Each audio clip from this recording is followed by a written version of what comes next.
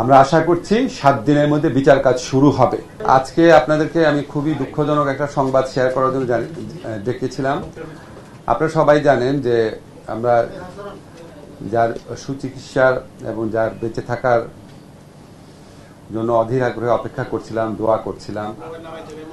আমাদের সেই মাগুরার শিশু আসিয়া নির্মম এবং জঘন্য ধর্ষণকাণ্ডের শিকার হয়ে চিকিৎসাধীন অবস্থায় আজকে বেলা 1টার দিকে সিএমএইচে মারা গেছেন।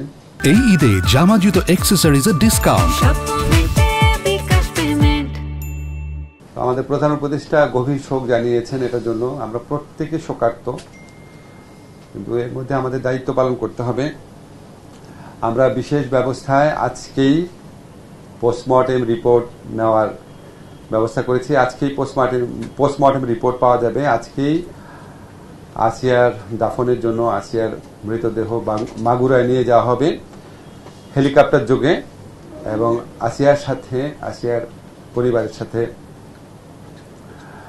উপদেষ্টা পরিষদ এবং সরকারের পক্ষ থেকে আমাদের উপদেষ্টা ফরিদা আক্তার উনি উপস্থিত থাকবেন। উনি হেলিকপ্টারে করে যাবেন, অ্যাকম্পানি করবেন মাগুরাতে, দাফন পর্যন্ত থাকবেন।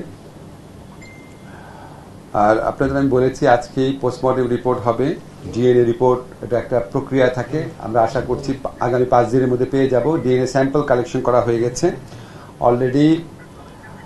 12-13 জনের 161 স্টেটমেন্ট নেওয়া হয়েছে। আমরা আশা করছি 7 দিনের মধ্যে বিচার কাজ শুরু হবে। এবং আপনারা জানেন অতীতে বিচার কাজ শুরু হয়ে দ্রুত 7-8 দিনের মধ্যে বিচার কাজ শেষ হওয়ার, ধর্ষণের মামলার 7-8 দিনের মধ্যে বিচার কাজ শেষ হওয়ার নজির আছে অব্যাহত শুনানির মাধ্যমে। 7 দিনের মধ্যে ইনশাআল্লাহ যদি আমরা বিচার কাজ শুরু করতে পারি, আমাদের বিচারক ওনারা সর্বোচ্চ দ্রুততার সাথে ন্যায় বিচার নিশ্চিত করে এই বিচার করতে পারবেন। কারণ এখানে এত পারিপার্শ্বিক, এত সাক্ষ্য রয়েছে, ডিএনএ টেস্ট পাওয়া যাবে, তারপর পোস্টমর্টেম রিপোর্ট পাওয়া যাবে। ফলে আমরা আশা করছি খুব দ্রুততম সময়ে এই মামলার বিচার হবে এবং ইনশাআল্লাহ দোষী সাব্যস্ত হলে দৃষ্টান্তমূলক শাস্তি হবে। এর পাশাপাশি আপনাদেরকে আরেকটা জিনিস জানাতে চাই। গত 2 দিন আমি বলেছি যে আমরা একটা নতুন আইন করছি। নতুন আইনের প্রাথমিক ড্রাফট হয়েছে। আপনারা জানেন অনেক স্টেক হোল্ডার আছে, ওনাদের সাথে কনসালটেশন করতে হয়। আমরা আশা করছি এই আগামী রোববার বা খুব দেরি হলে সোমবার, আশা করছি রোববারই আমরা নতুন আইন প্রণয়ন করে ফেলবো। নতুন আইনের বিধানগুলো সম্পর্কে আপনাদের বলেছি। সেটার সাথে একটা জিনিস শুধু অ্যাড করতে চাই, নারী ও শিশু নির্যাতন দমন আইনের অধীনে শুধুমাত্র শিশু ধর্ষণ ও বলাৎকারের ঘটনাগুলো দ্রুত উপযুক্ত বিচার নিশ্চিত করার জন্য আমরা স্পেশাল ট্রাইব্যুনাল গঠন করতে যাচ্ছি। ওই স্পেশাল ট্রাইব্যুনাল গঠনের বিধান থাকবে, যে স্পেশাল ট্রাইব্যুনাল কাজ হবে শুধুমাত্র শিশু ধর্ষণ আর বলাৎকারের ঘটনার বিচার করা, যাতে এটা দ্রুত করা যায়, যাতে এখানে সর্বোচ্চ রাষ্ট্রের মনোযোগ দেওয়া যায়। এটা ছাড়া আপনাদের একটা বলার কিছু নাই।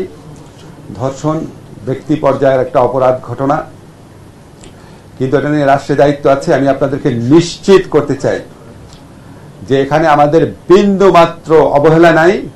আজকে আমাদের এই মর্মান্তিক খবর পাওয়ার পর ডাক্তাররা সময় বাঁচানোর জন্য নিজেরা সিএমএইচে গিয়ে দ্রুততম সময়ে পোস্টমর্টেম করার সিদ্ধান্ত নিয়েছেন।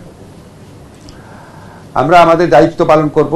এই ধরনের জঘন্য ঘটনা ঘটে গেলে মানুষের মন দুঃখ বেদনায় ভরে ওঠে। আমরাও মানুষ, আমাদের মন দুঃখ বেদনায় ভরে আছে। আমাদের কর্তব্য কর্মে কোনো রকম অবহেলা হবে না। কিন্তু আপনাদের কাছে অনুরোধ, এই ইস্যুকে কেন্দ্র করে যারা দেশে নৈরাজ্য সৃষ্টি করতে চায়, আপনারা তাদের দিকে লক্ষ্য রাখবেন। আমরা এই ইস্যুকে কেন্দ্র করে কোনো নৈরাজ্যকে আমরা বরদাস্ত করব না। আমাদের যদি কোনো ভুল ত্রুটি থাকে স্পেসিফিক্যালি বলবেন, অবশ্যই আমরা সেই ভুল ত্রুটির রেসপন্ড করব, জবাবদিহিতা নিশ্চিত করব। কিন্তু আপনাদেরকে আমরা নিশ্চিত করতে চাই এখন পর্যন্ত অন্তত এই ক্ষেত্রে আমাদের কোনো ভুল নাই, এবং ইনশাআল্লাহ আমরা চেষ্টা করব ভবিষ্যতে ভুল হলে ভুল কারেক্ট করার জন্য। আজকের ঘটনা তো বিচার শুরু হয়ে যাবে, এর মধ্যে স্পেশাল ট্রাইব্যুনালটা করা হবে অন্যান্য ধর্ষণের কাজে দ্রুত বিচারের জন্য। স্পেশাল ট্রাইব্যুনাল গঠিত হতে হতে আসিয়ার বিচার শুরু হয়ে যাবে।